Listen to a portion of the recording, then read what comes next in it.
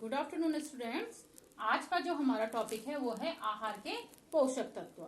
आहार हमने पढ़ लिया था कि आहार क्या है, हमारे लिए बहुत जरूरी है, भूख के रूप में इसकी आवश्यकता होती है और हमारे विभिन्न प्रकार की जो क्रियाएं हैं ये सभी हम या ऊर्जा या कार्य करना ये सभी आहार के द्वारा संचालित होती है। अब आहार के कुछ पोषक तत्व होते हैं जो हमारे शरीर को चलाने का काम करते हैं या आहार के जो कार्य हैं, जो आहार का उद्देश्य है उसको पूर्ण करते हैं। तो पोषक तत्व क्या हैं, पहले हमें ये समझना जरूरी है। तो आप इसमें देख समझिए ठीक से, पोषक तत्व क्या हैं? पोषक तत्व वे पदार्थ हैं जो शरीर को समृद्ध करते हैं। ये ऊतकों का निर्माण और मरम्मत करने का कार्य करते हैं, शरीर को ऊर्जा देते हैं, शरीर की सभी क्रियाओं को चलाने में सहायक होते हैं।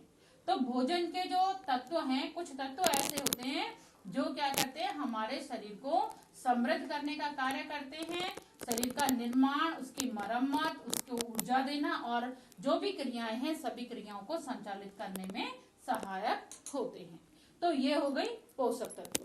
तो ये क्या है, बहुत ज्यादा आवश्यक होते हैं, इन्हीं के द्वारा आहार का जो कार्य है वो संपन्न होता है। अब पोषक तत्वों की जो मात्रा है वो है मुख्य रूप से 6 पोषक तत्व होते हैं। इन पोषक तत्वों में सबसे पहला नंबर जो आता है वो आता है प्रोटीन का। अब जो प्रोटीन है, प्रोटीन लैटिन भाषा का शब्द है प्रोटियोस। प्रोटियोस से निकला है, ठीक है। लैटिन भाषा का शब्द प्रोटियोस है, प्रोटियोस का हिंदी रूपांतर है और इसका अर्थ होता है मैं सर्वप्रथम हूं। मैं सर्वप्रथम हूं, ये इसका अर्थ होता है। तो इसी से इसका महत्व पता चल जाता है कि सभी पोषक तत्वों में सबसे पहला स्थान किसका है, प्रोटीन का है, जिसका नाम से ही लग रहा है प्रोटियोस यानी मैं सर्वप्रथम हूं। तो ये सर्वप्रथम क्यों है, क्योंकि ये निर्माणक तत्व है। कोशिकाओं का निर्माण प्रोटीन से ही होता है, तो प्रोटीन क्या है, इसीलिए सर्वप्रथम कहा जाता है। इसी से ये शरीर की जो सूक्ष्म इकाई कोशिका है उसका निर्माण इससे होता है। फिर कोशिका से ऊतकों का, जो हमने यहाँ पे पढ़ा, ऊतकों का निर्माण होता है, फिर ऊतकों से अंगों का और अंगों से फिर मिलके अंग तंत्र बनते हैं। तो इस तरीके से प्रोटीन हमारे लिए बहुत ज्यादा महत्वपूर्ण है। टूट फूट की मरम्मत ये करता है और शरीर को ऊर्जा देने का कार्य भी प्रोटीन करता है। अब हम पढ़ेंगे प्रोटीन का संगठन, यानी कि प्रोटीन किन चीजों से मिलके बना है। तो प्रोटीन का जो संगठन है उसमें होता है 50% कार्बन, 7% इसमें होता है हाइड्रोजन। कार्बन है 50%, हाइड्रोजन है 7%, जो ऑक्सीजन होता है वो होता है 23%, नाइट्रोजन जो होता है वो होता है 16%, सल्फर इसमें होता है 0.3% और फास्फोरस होता है इसमें 0.3%। तो इस तरीके से ये क्या है, प्रोटीन का संगठन है। जो इसमें मुख्य तत्व हैं जो ज्यादा मात्रा में है वो है कार्बन, हाइड्रोजन, ऑक्सीजन और नाइट्रोजन, ठीक है। तो ये तो उसका संगठन हो गया। प्रोटीन जो है एमिनो एसिड से मिलके बने होते हैं।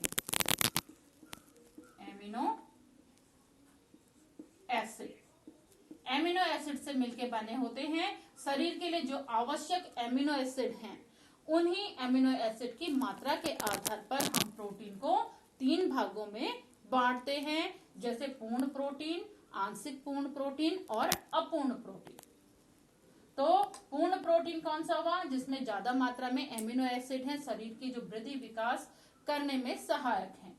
दूसरे आते हैं आंशिक पूर्ण होते हैं। तो पूर्ण प्रोटीन में जो हमारे होते हैं वो दूध से बने भोज्य पदार्थ, ये मांस, मछली, अंडा, इनमें होता है। फिर होता है आंशिक पूर्ण होता है, ये हमारे दालों में पाया जाता है। ये क्या करता है, शरीर की टूट फूट की मरम्मत में सहायक होता है। फिर तीसरा होता है जो अपूर्ण प्रोटीन है, ये अनाजों में पाया जाता है। इसमें बहुत कम मात्रा में एमिनो एसिड होते हैं और ये ना तो शरीर की वृद्धि विकास ठीक प्रकार से कर पाते हैं और ना ही प्रतिरोधक क्षमता बढ़ाते हैं। तो ये 3 प्रकार के मैंने आपको बताया। पहला आता है हमारा पूर्ण प्रोटीन, दूसरा आता है आंशिक पूर्ण, आंशिक पूर्ण प्रोटीन, और तीसरा इसमें जो आता है वो होता है अपूर्ण प्रोटीन। ये जो प्रोटीन के जो महत्वपूर्ण कार्य हैं उनको सबको पूर्ण नहीं कर पाता है, तो इसको कहते हैं इसीलिए अपूर्ण प्रोटीन। इसमें एमिनो एसिड की मात्रा बहुत कम होती है। फिर आते हैं, हमने संगठन भी पढ़ लिया, अब हम प्रोटीन की उपयोगिता पढ़ेंगे। इसमें उपयोगिता में सबसे पहले आता है शरीर की वृद्धि एवं विकास। शरीर की वृद्धि एवं विकास करना, कोशिकाओं का निर्माण, मैंने आपको बताया ऊतकों का निर्माण सब जो है किसके कारण होता है, प्रोटीन के कारण ही होता है। तो पहला है इसमें शरीर की वृद्धि एवं विकास करना। दूसरा आता है शरीर की क्षतिपूर्ति एवं रखरखाव। शरीर की क्षतिपूर्ति यानी कि कोशिकाएं किसी कारण से, जैसे उनकी क्षति हो गई है, कहीं पे कट गया, ऑपरेशन में जैसे कोशिकाएं कटती हैं या जल गए, कोशिकाएं नष्ट हो जाती हैं, तो प्रोटीन युक्त आहार देकर ही हम उन क्षति जिन कोशिकाओं की हुई है उसकी पूर्ति हम कर सकते हैं। तो शरीर की क्षतिपूर्ति एवं रखरखाव में प्रोटीन आवश्यक है। ठीक है। फिर तीसरा इसमें आता है शरीर में ऊर्जा उत्पादन के लिए भी उपयोगी। अब जिस तरीके से कार्बोहाइड्रेट और वसा हमारे शरीर को ऊर्जा देते हैं, उसी तरीके से प्रोटीन भी ऊर्जा देती है। 1 ग्राम प्रोटीन, 1 ग्राम प्रोटीन जो है 1 ग्राम प्रोटीन, ये जो है हमें देती है 4 कैलोरी ऊर्जा, 4 कैलोरी ऊर्जा देती है। तो ऊर्जा देने का कार्य भी प्रोटीन करता है। फिर आता है एंजाइम्स एवं हार्मोन्स के निर्माण के लिए भी सहायक। बहुत सारे एंजाइम्स और हार्मोन्स का निर्माण भी प्रोटीन करता है, इसीलिए हम इसको निर्माणक तत्व कह रहे हैं, क्योंकि ये कोशिकाओं के साथ साथ एंजाइम्स और हार्मोन्स का निर्माण करने के लिए भी उपयोगी है। फिर आता है रोग प्रतिरोधक क्षमता उत्पन्न करने हेतु। रोग प्रतिरोधक क्षमता ये बढ़ाता है। रोग प्रतिरोधक क्षमता बढ़ाने के लिए इसको महत्वपूर्ण समझा जाता है। तो रोग प्रतिरोधक क्षमता बढ़ाता है। फिर आता है विभिन्न क्रियाओं में सहायक। अब विभिन्न क्रियाएं, इसके अलावा भी बहुत सारी क्रियाएं हैं जिनमें सहायक होता है, जैसे रक्त के प्रवाह को सुचारू बनाता है या संतुलित करता है, और जो पाचक रस हैं, पाचक रसों को सांद्र बनाने में सहायक होता है। अब लास्ट जो प्रोटीन की जो उपयोगिता है वो है अभाव जनित रोगों से बचाव में सहायक। जो अभाव जनित रोग हैं, जैसे आपके कौन से हैं, क्वाश्यकर, क्वाश्यकर है, मरासमस है, पैलेग्रा है, पैलेगा है, क्षुधा एडिमा, क्षुधा एडिमा, इन अभावजनित रोगों के उपचार में भी प्रोटीन सहायक होता है। तो ये तो हो गई प्रोटीन की उपयोगिता। अब हम पढ़ेंगे प्रोटीन की कमी का प्रभाव। अगर हमारे शरीर में प्रोटीन की कमी हो जाए तो सबसे पहले तो क्या होगा, एक शिशु के आहार में अगर इसकी कमी हो गई तो वृद्धि और विकास अवरुद्ध हो जाएगा। वृद्धि एवं विकास रुक जाएगा या अवरुद्ध हो जाएगा। सबसे पहले ये हो गया इसमें। इसके अलावा जब वृद्धि और विकास रुक गई तो क्या हो सकता है, इसके अलावा क्वाश्यकर रोग, जैसे अभी मैंने आपको बताए थे, इसकी कमी के कारण क्वाश्यकर रोग होता है, मरासमस होता है, पैलेग्रा, क्षुधा एडिमा,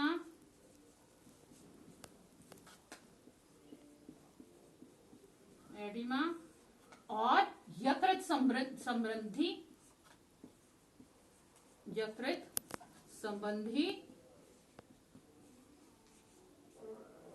रोग हो जाते हैं। ठीक है, तो यकृत संबंधी रोग भी इसके कमी के कारण हो जाते हैं। तो ये इसकी कमी का बहुत ज्यादा प्रभाव हमारे शरीर पे पड़ता है। बच्चों में वृद्धि विकास रुक जाता है, उनका पेट बाहर निकल जाता है, मून फेस हो जाता है, यानी कि फेस में स्वेलिंग आ जाती है, कोशिकाओं में पानी भर जाता है, त्वचा में सफेद चकत्ते चेहरे में होने लगते हैं। तो ये सारी इसकी कमी के प्रभाव होते हैं। अब इनकी कमी को दूर करने के जो उपाय हैं, उसमें क्या करेंगे हम, जो प्रोटीन युक्त आहार है उसकी मात्रा बढ़ा देते हैं। यानी कि जो नियमित मात्रा प्रोटीन की है, जो नियमित मात्रा है उसे आहार में बढ़ा देते हैं। आहार में बढ़ा देते हैं। आहार में मांस, मछली, अंडा, दूध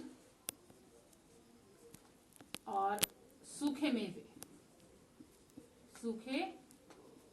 मेवे ये दिए जाते हैं। ठीक है, अब हमने इसमें अभी प्रोटीन प्राप्ति के स्रोत नहीं पढ़ा। तो प्रोटीन प्राप्ति के स्रोत अब किन चीजों में ये मिलता है, ये तो कमी के कारण और कमी को दूर करने के उपाय बता दिए। अब किन चीजों में मिलता है ये भी हमें पता होना चाहिए, तभी हम प्रोटीन की कमी को दूर कर सकते हैं। तो इसके प्राप्ति के स्रोत आप देखिए, ये मैंने यहाँ पे आपके लिए बनाए हैं। तो इसमें सबसे पहला आता है, यहाँ पे देखिए, ये है मांस, मछली, अंडा। यहाँ पर ये अंडे हो गए, ये हो गए मछली, ये हो गया आपका मांस, और ये हो गया आपका वो चिकन, जिसको हम कहते हैं चिकन। तो मांस, मछली, अंडा ये क्या है, इनमें प्रचुर मात्रा में उत्तम कोटि का पूर्ण प्रोटीन जो है इसमें पाया जाता है। दूसरी चीज इसमें आ गई, दूध व दूध से बने भोज्य पदार्थ, फलियां और दालें। ये हमारा हो गया दूध, ये हो गया पनीर, ठीक है, पनीर, ये हो गई हैं दालें, ठीक है, ये हो गई दालें, ये हो गई हैं हमारी फलियां। तो ये क्या है, दूध से बने भोज्य पदार्थ। यहाँ पर ये हमने कर दिया दही, दूध, दही, पनीर, इसके अलावा फलियां, दालें, इनमें भी क्या पाया जाता है, अच्छे किस्म का वो प्रोटीन पाया जाता है। फिर आते हैं हमारे सूखे मेवे, इसमें आ गए हमारे बादाम आ गए, काजू आ गए, ये इसमें आ गई मूंगफली इसमें आ गई। इसके अलावा इसमें अन्य प्रकार के बीज, कई प्रकार के बीज इसमें आ जाते हैं। तो सूखे मेवों में अखरोट इसमें आ जाता है, हमारा अखरोट इसमें आ जाता है, ठीक है। तो अखरोट भी क्या है, प्रोटीन का उत्तम साधन है।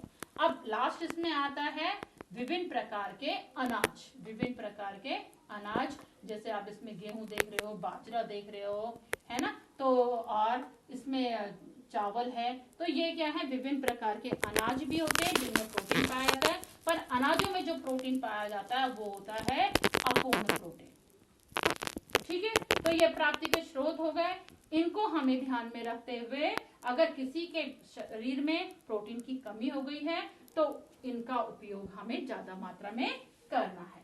अब आता है प्रोटीन कुपोषण। कुपोषण हम पिछले चैप्टर में पढ़ चुके थे कि कुपोषण क्या है, एक ऐसी दशा है जिसमें आहार या तो कम मात्रा में मिलता है या पोषक तत्व अधिक मात्रा में मिलते हैं, तो वो क्या है, कुपोषण है। उचित मात्रा न होना ही कुपोषण है। अब कुपोषण के कारण है, प्रोटीन कुपोषण के क्या कारण है, इसके मुख्य रूप से दो कारण होते हैं। एक होती है अज्ञानता,